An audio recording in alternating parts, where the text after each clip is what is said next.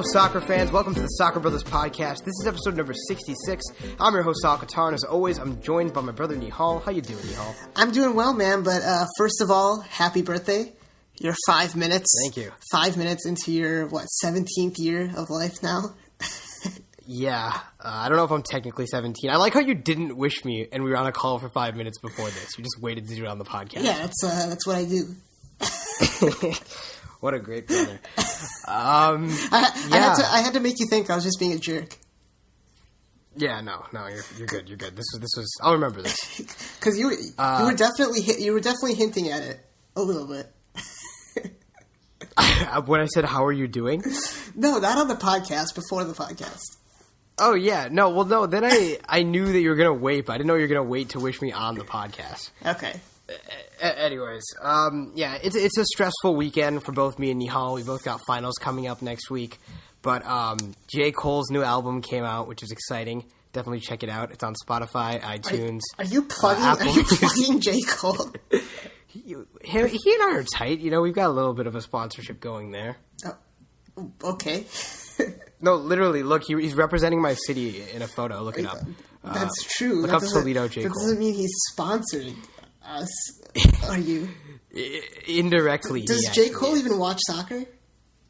I feel like I've seen him wear a soccer jersey before, and he's mentioned Messi in a freestyle once. He's mentioned Messi, like MESSI, or are you sure? Yeah, and FIFA. I think he which is kind of, well, maybe that just means he plays FIFA. If you mentioned Messi and FIFA in the same bar. Anyways, we had a big soccer game that happened on Saturday night, the MLS Cup final between Toronto FC and Seattle. Both teams have never won it. Both teams have never been to it. And it turned out to be a very, very bland game, in my opinion.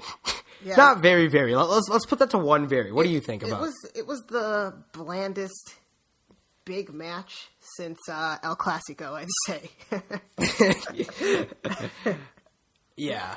I mean, I think, yeah, it wasn't a great game, but to act like this is an indictment on MLS, which I've seen a little bit of that, I think that's ridiculous, honestly. I don't understand that. Here's the thing. Yeah, obviously people like us, people who watch most of the MLS playoffs, this was not a highlight game. This is probably one of the worst games. A lot of the other games were exciting.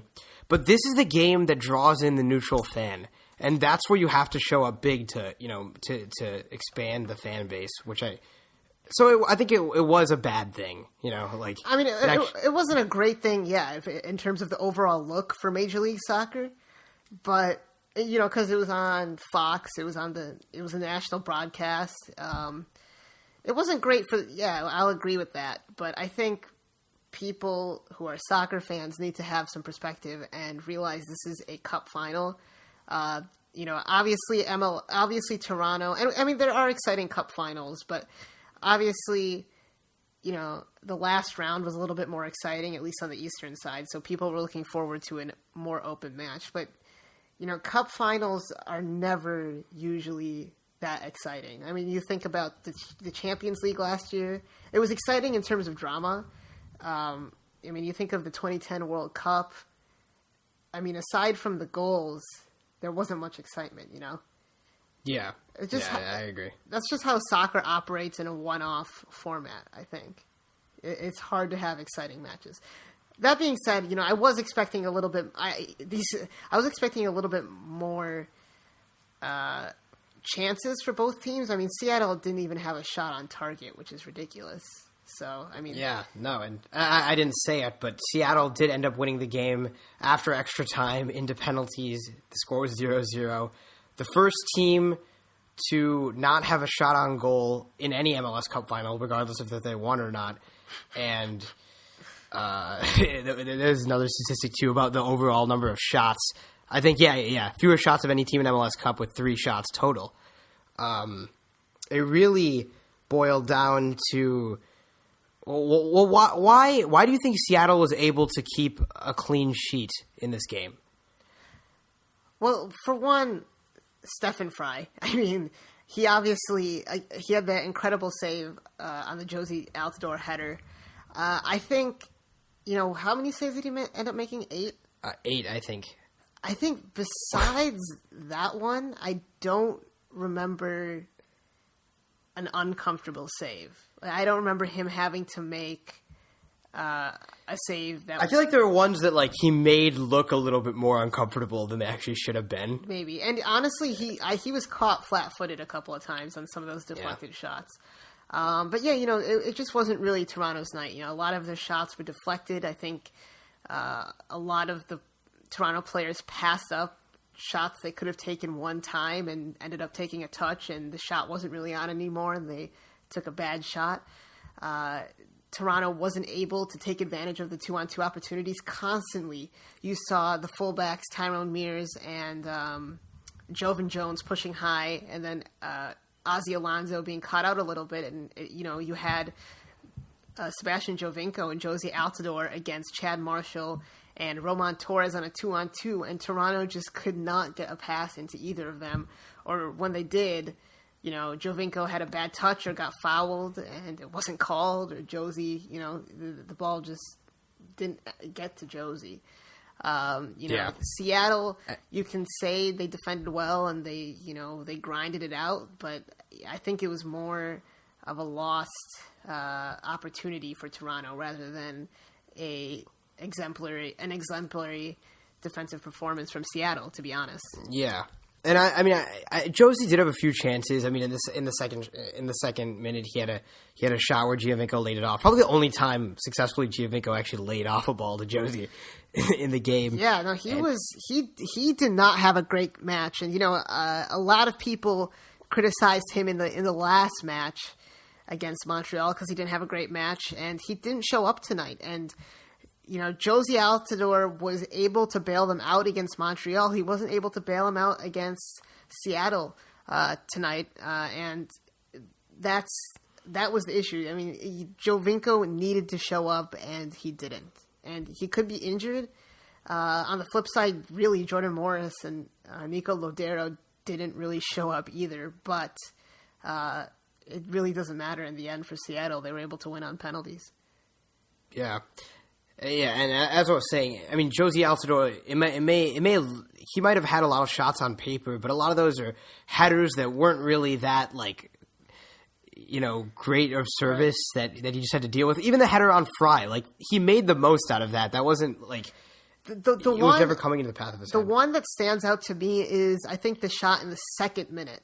He really should have finished that. Yeah. And then the other one for Giovinco... Well, I don't know about that. It was a tough angle. It was a tough angle. The other one for Giovinco, I don't remember when it was. It was in the second half, I believe, when it was a 3-on-2, and Giovinco was played in, and he just sliced it wide of goal. Do you remember that? Okay. Yeah. Bradley swung a long ball over the left side of the field, and then Giovinco rolled it across goal. No, Giovinco shot it. He shot it. He had the far post open. He was in the box. He had the far post open, and he sliced it, and it hit the side. Oh, net. That was very early on, right? He hit the side netting. Was that early on? Was that the first half? No, in the second half. Yeah, it was in the second half. Yeah, early on in the second half. Yeah. He should have put that away. That was a clear-cut opportunity for me. Seattle, on the other hand, had no opportunities. I mean, Nelson Valdez was non-existent. Jordan Morris didn't do much from the wing.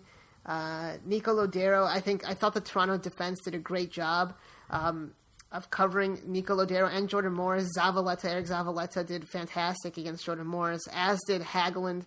You saw a couple of times where Hagelin would just shadow Lodero when Lodero was on the right wing. Shadow Lodero and drop with Lodero sometimes too, when he was dropping into midfield, and he really was suffocated by Hagelin in the first half, and Bradley throughout the match, and Zavaleta when they switched wings in the second half for a little while as well. So I thought Toronto defensively actually did a great job, I thought.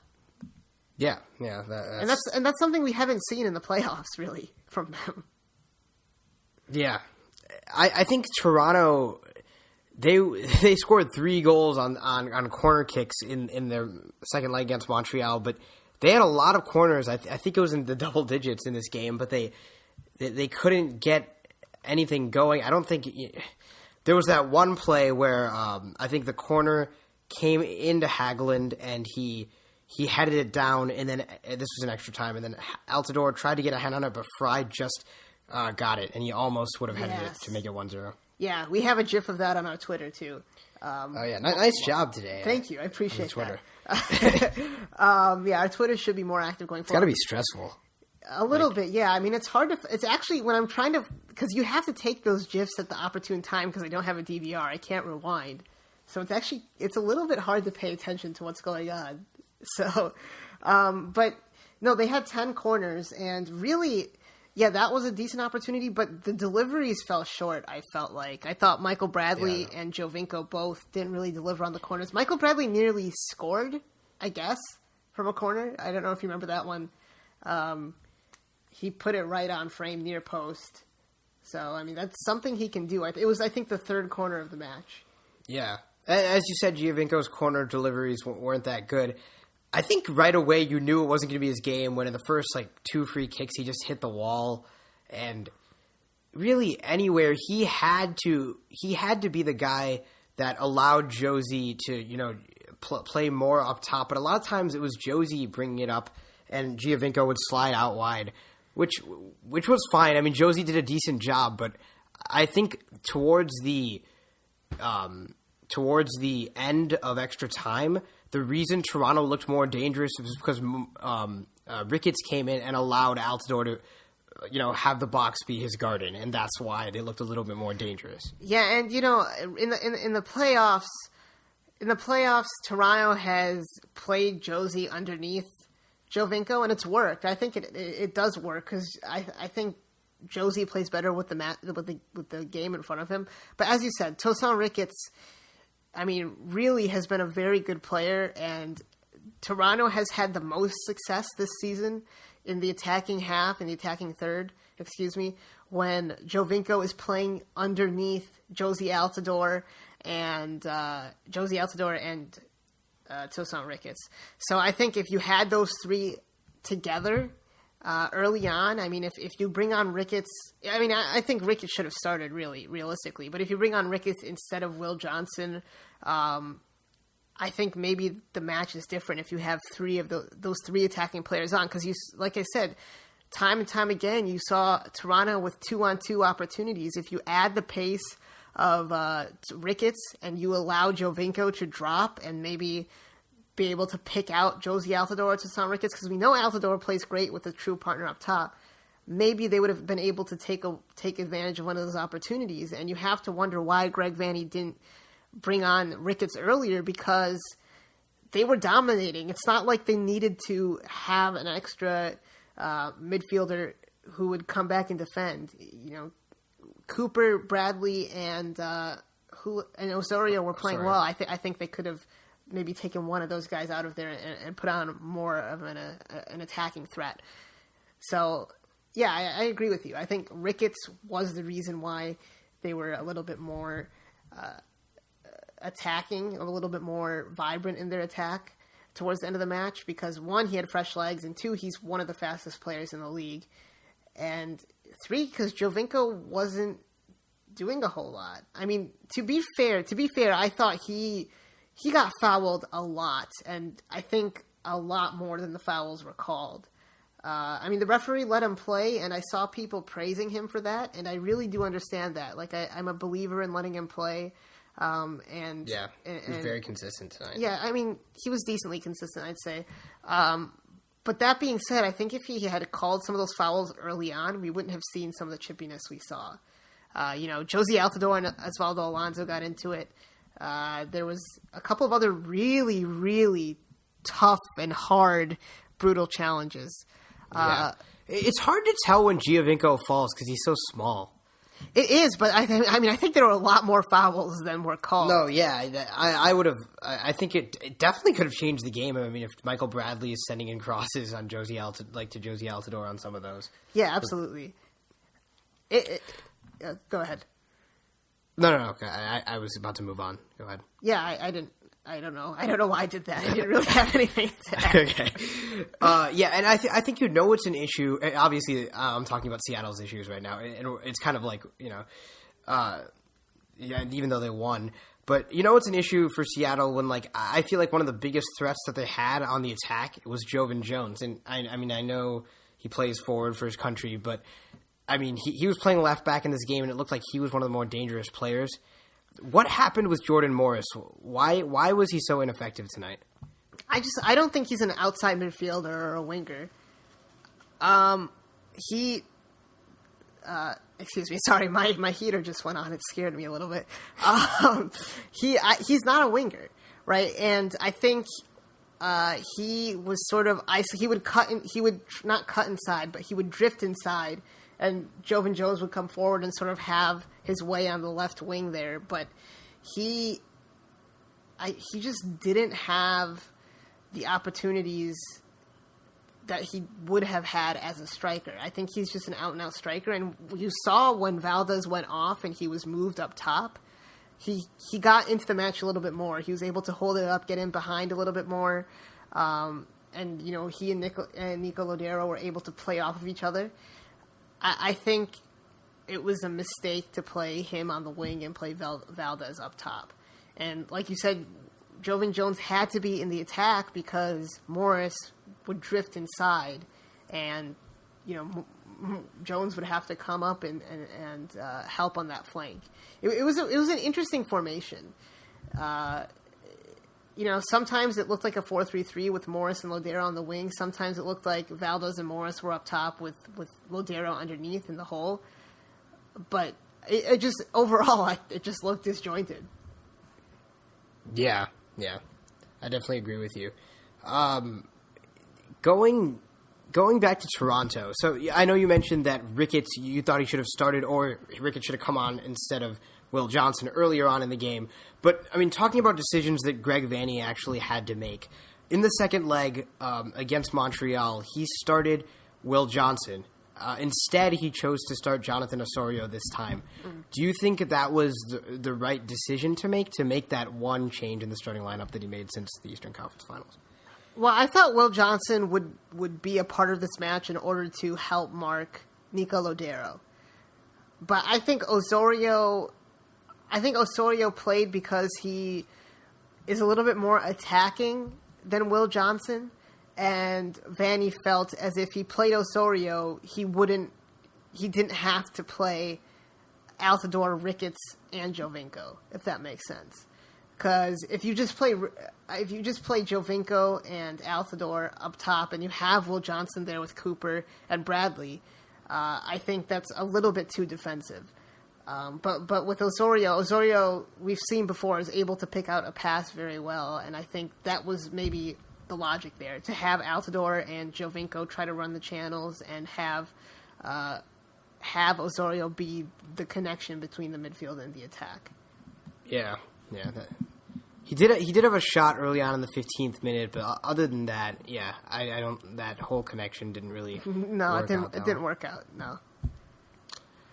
You were talking about Alonso before. He actually was a maybe before this game. He had a knee injury in the second leg versus the Rapids that forced him to go out. You couldn't really tell in this game. He was tracking back a lot, and good game by him overall. I mean. Yeah, I think he was one of the 3 or 4 best players on the pitch. I think he, Michael Bradley, Roman Torres, and Stefan Fry were probably the best players on the pitch tonight. And we put a poll out on Twitter for man of the match, and right now we have 13 votes. I put it out like 20, maybe 15 minutes ago, right before the podcast started. Fry has 77% of the votes, Alonso has 15, and Torres has 8. But I think that means Torres has 1 vote. I think that was my vote. But as you said, Alonso, he did a lot of work tonight because, as you mentioned a couple of minutes ago, Jones was pushed up pretty high, and not only was Jones pushed up pretty high, Mears on the other side was pushed up pretty high. So Alonso had to track back a lot to help out Marshall and Torres when they were in those 2-on-2 situations. When Toronto was on the counterattack, Alonso was really the guy who was able to stop those and stuff those out a little bit. Also, I thought Alonso was very good going forward. I thought he created some opportunities. I mean, opportunities is a relative term. There weren't many opportunities, but he did the best he could to jumpstart attacks by going forward and trying to pick out a dangerous pass. Yeah, he was definitely got more involved in the attack than I expected him to, but that's probably because of all the focus put on Lodeiro and Morris. Absolutely. Now, Seattle has a terrible first half of the season. They, things are looking down. Clint. Well, I guess this happened before, but then Sigi Schmidt is fired. Brian Schmetzer is brought in, and Nicolas Lodeiro is brought in. What was it? A morale change? Do you think that Brian Schmetzer changed something for the better, or was it purely Nicolas Lodeiro coming in and bringing the talent? Explain how this team started off as being one of the worst teams in the Western Conference to eventually winning MLS Cup. Well, I think it's a combination of everything you said.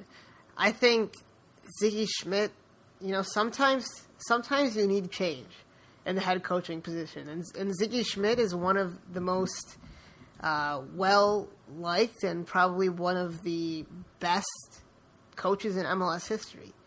But at a certain point, you start to lose your team, and I think the change was needed. And remember, Brian Schmetzer was on the staff. He was the interim manager. He was the assistant manager, and he was the coach in USL before Seattle became an MLS team. So he played for the Sounders. I mean, it just adds to the story. He's a Sounders player. He knows the organization. I think tactically he was able to figure out a way to get the best out of Jordan Morris, as well as Clint Dempsey for the brief time, for maybe the 5 games that he was healthy. And as you said, Nico Lodeiro. And then the other player they got back was Roman Torres later in the year, coming off an injury. And I think his defensive stability cannot be understated. I mean, he's just a stalwart back there. And for me, I thought was the best player on the pitch tonight. But I think it was a combination of all of those things. And as you know, in this league, you need to get hot at the right time.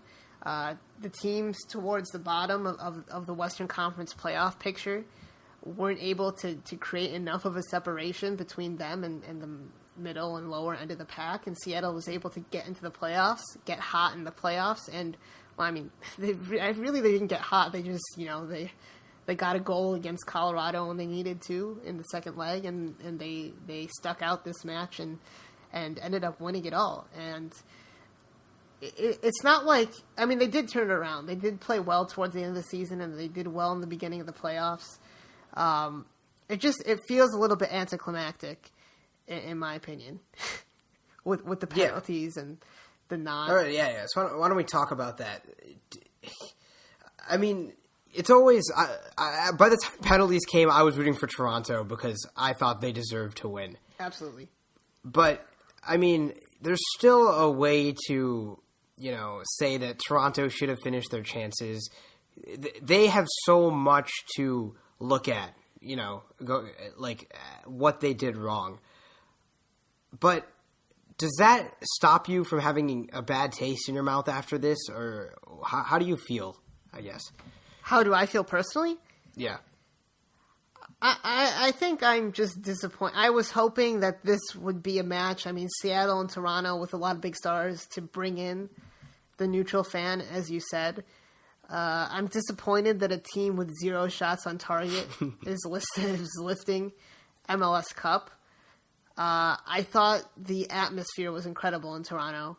I think that is maybe the silver lining here for a neutral, to see that atmosphere in an MLS stadium, in a world-class stadium, is fantastic. I think Seattle is a deserving franchise, but I wouldn't say it leaves a bad taste in my mouth. I'm just a little bit disappointed. It feels like this is the new way to win trophies too, with Portugal winning and with Leicester City. I mean, Leicester City was more exciting than Portugal or Seattle. But you know, I mean, yeah, they had to. I mean, that's totally yeah, it's different because it's over the course of a season. So I mean, that's much more impressive, obviously. But I mean, Portugal did it. I mean, we've seen it a couple of times now. It's just it was anticlimactic. And, you know, the stars didn't show up tonight. Giovinco, Josie Altidore, Michael Bradley, Nicholas Lazaro, Jordan Morris. I mean, we got 0 goals. It was a 0-0 draw, and, you know, 0-0 draws can be exciting. This one wasn't. So, yeah, it was not the greatest match. I'm just a little, overall, I'm a little disappointed. And definitely, I was hoping this match wouldn't go into extra time and pens because I got a lot of work to do. So, oh yeah, no, I really wanted a goal at the end of full time. Yeah, I was just like, 30 more minutes of this, I can't. But it actually ended up being more exciting than I thought it would towards the end. You know, a lot of people were saying it wasn't exciting. I mean, it wasn't that exciting, but I never felt like I was going to stop watching. No, well, I mean, yeah, no.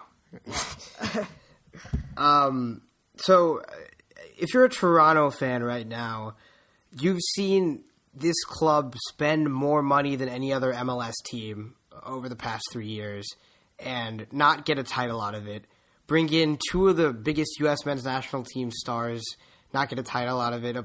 A player from Juventus. You have a player who's had 30 goals and 30 assists in the past 2 seasons, not get a title. What? I mean, what does Toronto need to do differently next year? And do you think you should have your head down, I guess, if you're a Toronto fan right now? No, I mean, it's a great season for them. Toronto came a long way. They hosted MLS Cup. They dominated. They have a great nucleus with 3 of the best players in the league in Altidore, Bradley, and Giovinco. They have a really good supporting cast with players like Ricketts, with Clint Irwin, Drew Moore, Hagland, Justin Morrow, Stephen Beitashour. At this point, it's about bringing in 1 or 2 more players who can positively impact the team going forward and keeping on to those big 3. And I think that might be difficult this January. I think they're going to have offers for all 3 of them, especially for Giovinco, Michael Bradley. And Toronto really, really needs to hold on to those guys. That's absolutely the biggest thing right now for them. Early prediction for next year's MLS Cup winner? No, I am not doing that. It's the most predictable league in the world. Are you kidding me? Right. Yeah, exactly. Definitely Landon Donovan hoisting the trophy for LA Galaxy. I'm pretty sure he's staying in retirement. I'll text him. You'll text him. Excuse me? Okay, I just because you have his number, that was just a matter of okay. That had nothing to do with the fact that he's closer to you, although he is a little bit closer to you. I wouldn't say we're close. I'm just I have corresponded with him. You were the main communicator. Yeah. I'll admit to that. I mean, I was the only communicator. Well, yeah. I mean, through email. I still communicated with him. Yeah. It's fine. We'll see what happens with Landon. Yeah, I don't think we're ever going to stop talking about this, but I'm sure you guys can understand why. If you don't know what we're talking about, we interviewed Landon Donovan on episode 60 of the Soccer Brothers podcast. You should go check that out if you haven't listened to it. Now, I have a question for you right now. Sure. I'm sure you know that Real Madrid lost to Deportivo today. Mm-hmm. And they are no longer unbeaten in the league. Which team is unbeaten in the top 5 European leagues? You'll never guess this, actually. Roma? No, we lost once. Oh, you lost once? In the top 5 leagues? It's a team that's 6-8-0. Leipzig? No, Leipzig lost this weekend to Ingolstadt. Guingamp? No, Hoffenheim. Wait, what? Yeah, they're 6-8-0. That's so weird. I don't think I've seen anything like that. 8 draws? Yeah. Wow. Well, I'll be damned. I mean, I think that if you're undefeated, you should just automatically win the title. I don't think that's how that works. I don't think that would change anything, honestly, but that would be a neat little rule to add in there. They came back up this season, didn't they? I want to say so, but maybe they were always there towards the bottom, but I thought they got relegated because Danny Williams they finished 15th last year. No, they were still there. Okay, well, Danny Williams and Fabian Johnson both played there. Yep. Impressive stuff. Yeah, absolutely. Except probably not more impressive than what Leipzig's doing, but that's okay. That's true. And I mean, Hertha Berlin's right in front of them, and Eintracht Frankfurt's right behind them, or they're on they're level on points. Yeah, it's definitely tighter than we all anticipated. Why are we talking about the Bundesliga? I'm sure we'll talk about it. Well, yeah, let's talk about the Premier League. Okay, tomorrow at 9:15 a.m., Manchester United versus Tottenham. 6th place Man United takes on 5th place Tottenham. 21 points to 27. Manchester United really needs to win this if they want to get up to the Champions League, even though they won't. What do you think the score is going to be of this game? I don't know. Well, this is your job. You're just springing this on me. Is this what they call a filler? I'll go. I think Tottenham are going to win. Even on the road? I mean, yeah. United are just really disjointed. Defensive, I think not Toronto. Jesus, Tottenham is firing on all cylinders right now. They're sort of back to where they need to be. Heung-min Son has been absolutely fantastic for them, and I don't see Manchester United dealing well with Pochettino's press. To be honest. Yeah. So you're saying Tottenham wins? Yeah. Okay. I'll say Tottenham wins 2-1. I don't have a score because I really don't. I don't know. So you're telling me every time you predict a score, you have to study the game first? Otherwise, you just pull your score out of your ass. And you've never done that? I have, but not on this podcast. Are you sure? No. Okay. Now, I think the biggest thing, though, to come out of this MLS Cup final is that I think Jan Sommer just lost his job for Switzerland because Stefan Frey, dude, it's over. Jan Sommer is the goalkeeper for Switzerland. Is he now? Does Berkey start? Actually, you might be right. I know they've both played recently, but I don't know. Either way, Frey is better than both of them. Stefan Frey. He, you know what? Canada should try to get on that. Get him to get his citizenship. Yeah. I mean, he hasn't made a cap for the senior national team. He's only for the U15, so. U15s? Yeah. I mean, which isn't, yeah. He was almost made it, except not really at all. Yeah. All right. What was with that before? No, go ahead. What was with that before the game where, Frey wanted to wear extra gear, then the referee said no? Wait, why? Why? Can I be honest? I have no idea what you're talking about. I walked in 5 minutes before the game started to my room. So I mean, obviously all the Seattle fans were complaining about the cold or whatever. And then Frey wanted to wear... They're from the Pacific Northwest. Okay, sorry, go ahead. I mean, it's significantly more colder in Toronto. You know, it is. Yeah. I mean, Toronto's north of us, right? Yeah, they're in Canada. I know, north. I meant north, you don't even have to go east or west, just straight north. Oh, okay. Well, yeah, but all of Canada is north of us. I know where Canada is in relation to the United States. I'm talking about Toledo. I understand what you're saying. I mean, I'm in Columbus, so. Okay, wow, big deal. Okay.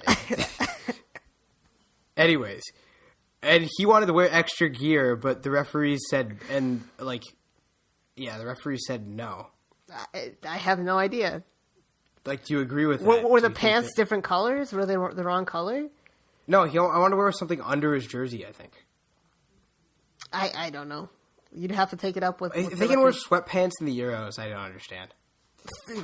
Are you referring to the Hungry Keeper? I am. Yeah. I don't know his name, but shout out Hungry Keeper. I don't remember his name either. All right, before we go, because we're just talking now, about soccer still. Is Seattle the new Boston in terms of sports? I know they don't have a hockey or basketball team. Can you elaborate on that? Well, Boston have the Red Sox, the Bruins, the Revs were successful for a little while, and the Patriots, obviously. And you're saying Seahawks and Sounders. So let's do this. Who's a better emerging sports town, Seattle or Cleveland? Okay, so taking the Indians into account. Wait, yeah. Okay. Well, what's the Seattle baseball team? The Mariners. Mariners, right? Yeah, I know nothing about that, but the Indians are good. Now the Seahawks beat out the Browns any day of the week, except they're going to lose tomorrow. Yeah. But the Browns still haven't won a game, right? The Browns have not won a game. No. But I want the Lions to be the only team to not lose. Okay, that's separate thing. Separate thing. For another separate thing for another podcast. Yeah. No. For another podcast by us. Yeah. No. Yeah. We'll have the Around the NFL guys take that. But yes. Sorry, then the other team. But I think where Seattle really wins it is the Supersonics versus the Cavs. The Supersonics got a great team upcoming. Yeah. And I think that Ray Allen, as long as he's hitting threes, LeBron's not going to stand a chance. Yeah, exactly. There's actually they're building a stadium in Seattle, so the Sonics could be back pretty soon. Oh, nice. Who would they get rid of? I don't know. They might just add a team. Timberwolves, in my opinion, useless. They're one of the emerging teams. Okay. Do you have anything else to say about MLS Cup? In terms of MLS Cup, here's what I'll say. Every year in MLS, I am kind of down about it for some reason before it starts. And I'm not that excited. But then, even towards the beginning, I'm not that excited. But then towards the end, it gets really exciting. And it always seems like there's a good storyline that's going on. And I think that in American sports, that's the real intrigue. People always want to see a good story, whether it relates to an athlete's personal life or the club's history or the team's history. I think that's important, and that is so attractive to me and you since we grew up watching American sports. But whereas if you're talking about European soccer, I mean they don't always there's not always a good story. I mean. In Italy, the same team's been winning. No, I'd agree with that. Leicester City was a great story. Yeah, I mean that's crazy. I can't believe that happened. Yeah, that might be an outlier, but yeah, I would agree with that. And I think MLS needs to figure out their playoffs because I feel like the playoffs started 2 months ago. They need to figure out a way to condense the playoffs. But yeah, as you said, I think MLS this year, I wasn't able to watch as much as I did last year. So I wasn't as I don't think I was as invested in this MLS Cup as I was in the last one. I mean, we were at the last one, so it was completely different. But and we also kind of had a huge bias towards the crew. So. Yeah, but I think overall. The matches I did watch this season, I thought were very exciting and a lot of fun. I think there were some great storylines, as you said, Landon Donovan coming back, Seattle and Toronto making it to this point. Maybe the collapse of Columbus and Portland is an intriguing storyline in its own right. Yeah, so there's a lot of emerging stars, as Don Garber said at halftime. The average age of players coming into MLS this year was 25 years old. We have some new, exciting young stars in Jovinko, who's not necessarily new anymore. But we have Almiron coming into Atlanta. We had Lodero come in this year. We have some homegrown players like Jordan Morris, Tommy Thompson, some really Andrew Carlton down in Atlanta who'll start playing next year. just some really exciting talent in the league. And I think next year with the additions of Minnesota and Atlanta, I think it will be one of the better seasons in MLS history. And that's next year. Oh my God. Yeah, it's not that far. It's not that far away. It's like 4 months away. That's crazy.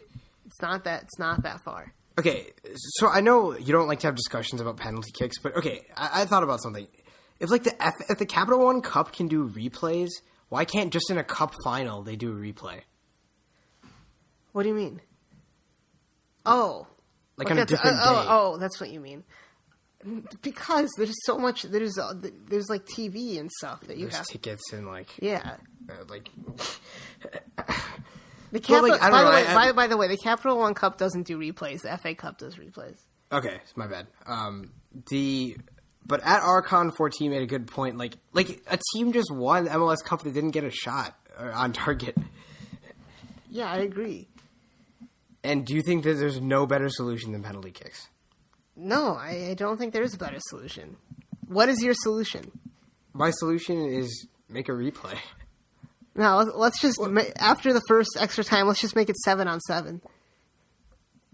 Who said that? I don't know. I just made that up.